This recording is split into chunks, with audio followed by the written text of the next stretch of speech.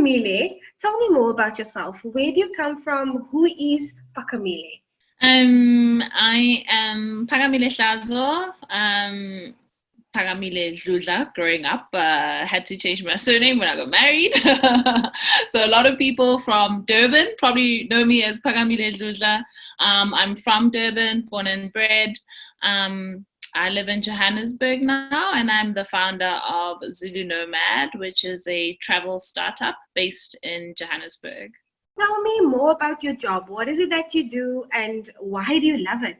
So, I'm the founder of a travel startup, which started off as a tour operator in 2016.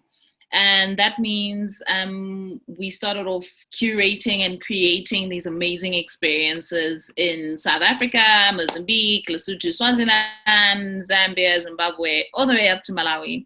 And that's probably one of the things I love the most about what I do, is just that it's the ability to create experiences around a destination that's always been there, but people just weren't paying attention to before, or people weren't able to experience the destination in that way before.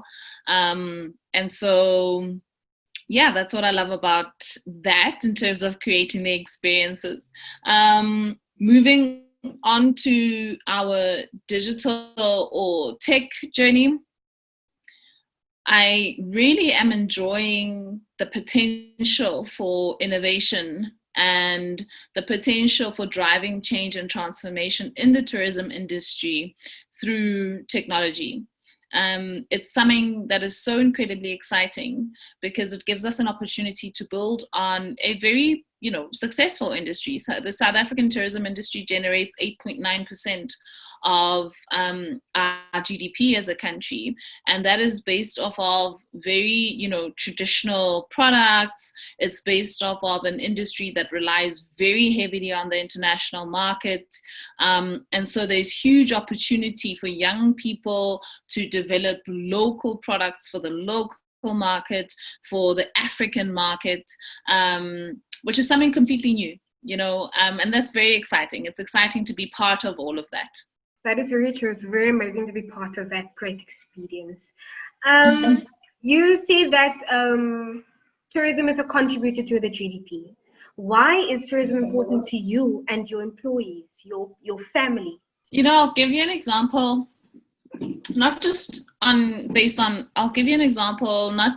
on myself, but from Zulu Nomad and the work that we've been doing. So between 2016 and late 2018, we had already impacted 26 different businesses through our experiences, whether these are, yoga instructors, whether these are tour guides, whether these are accommodation establishments and owners, whether these are scuba dive instructors.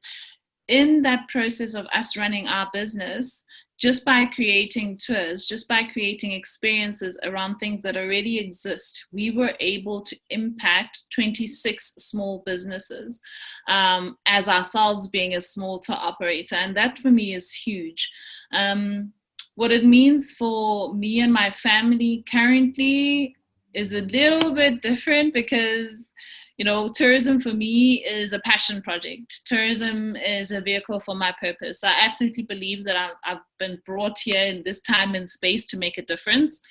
And again, being able to see directly the impact of just one small tour operator on so many other business owners was a huge eye-opener, in terms of just how much you can do, how much of an impact you can have in the tourism industry. For my family, for myself, it's honestly about the passion. It's about exploring. We're huge explorers, and we love being able to share that with other people. That's amazing. And your impact has really been impeccable. Wow, that's amazing. Thank you. You previously mentioned that as South Africa, as a country, we all benefit from tourism and what it brings in. What else, in your perception, does tourism contribute to South Africa as our country? At a Future of Tourism conference last year, we had an American investor stand up and sort of ask a question during the Q&A. And his question, or when he started off speaking, he made the point that he initially visited South Africa as a tourist. And subsequent to that, because he saw how beautiful the country is and the infrastructure that we have here, the resources that we have here, the really smart young people that we have in South Africa who are currently unemployed.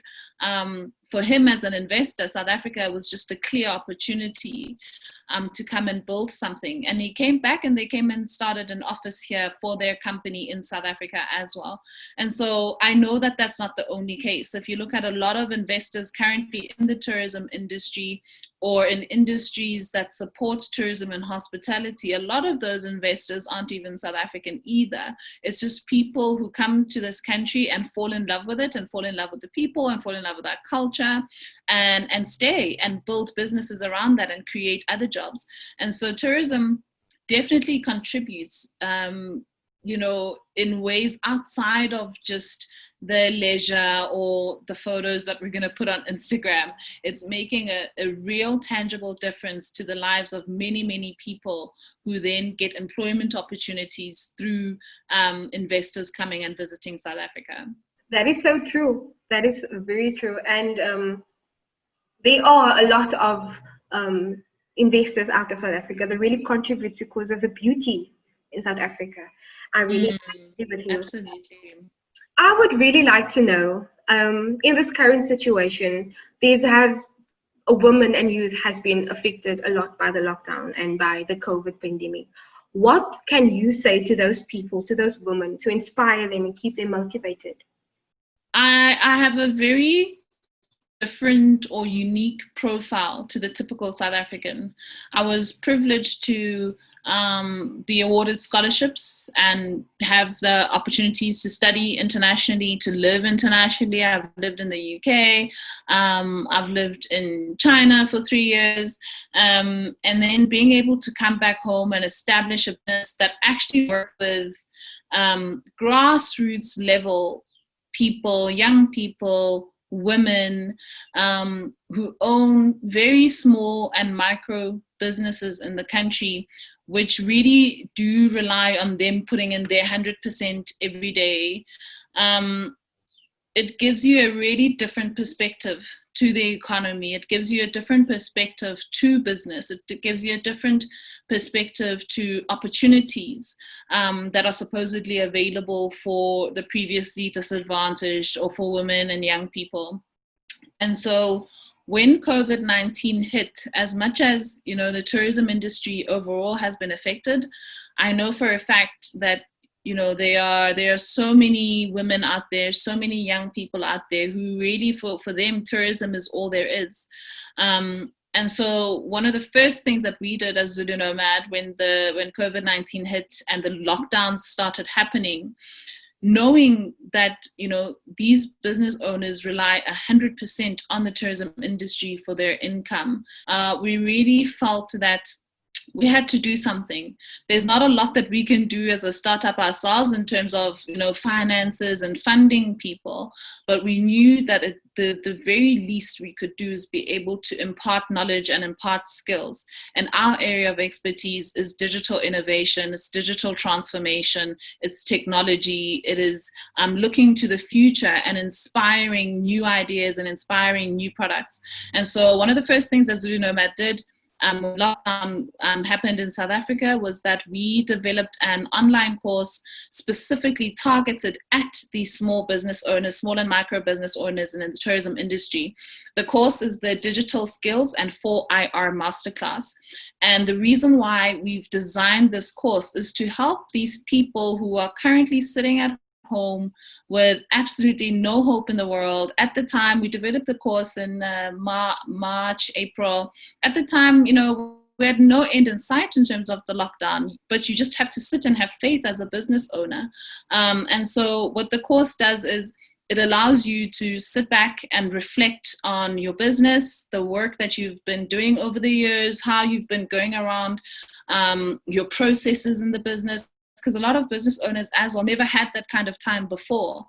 So it's about empowering business owners with the skills on how to make the most of their time while they're sitting at home right now, reflecting on their business. What do I need to do better? What can I do better?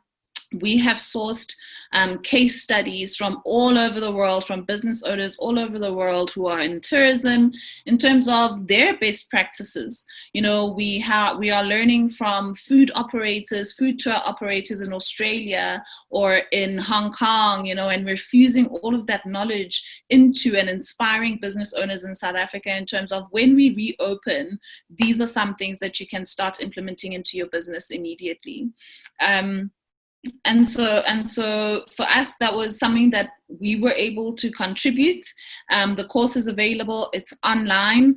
On top of that, once the Tourism Business Council of South Africa had developed and published the safety protocols for level 3 and level 2, we then also took those protocols and we converted those into an online course. It's a really magnificent online course.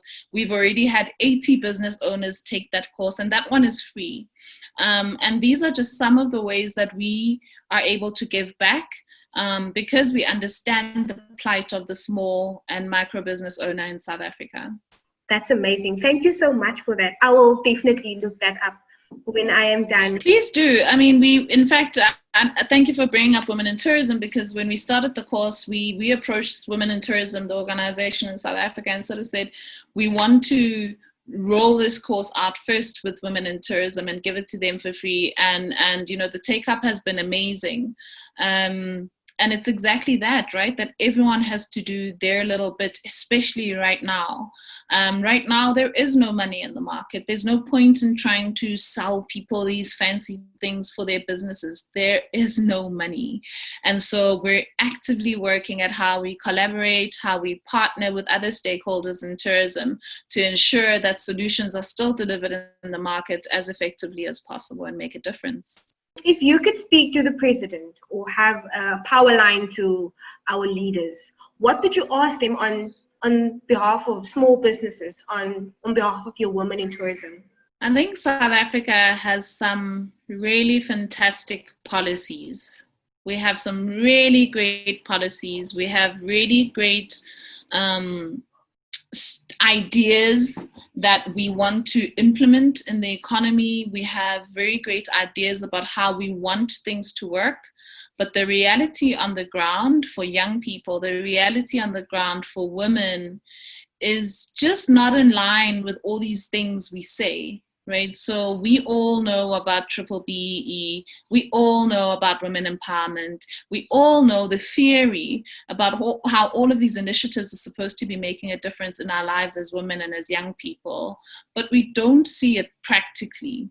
And so I think one thing that I would probably ask or say to the president is to make space, allow space for people who are not in government, for people who are in the private sector, who want to make a difference and who want to contribute and who want to be innovators and leaders, to actually be able to do that without being obstructed, you know, by government employees or by rules and regulations that don't necessarily meet the need of the market today. There's a lot of well-intentioned policies. There's a lot of well-intentioned, you know, we've got some of the world-class national development plans and things.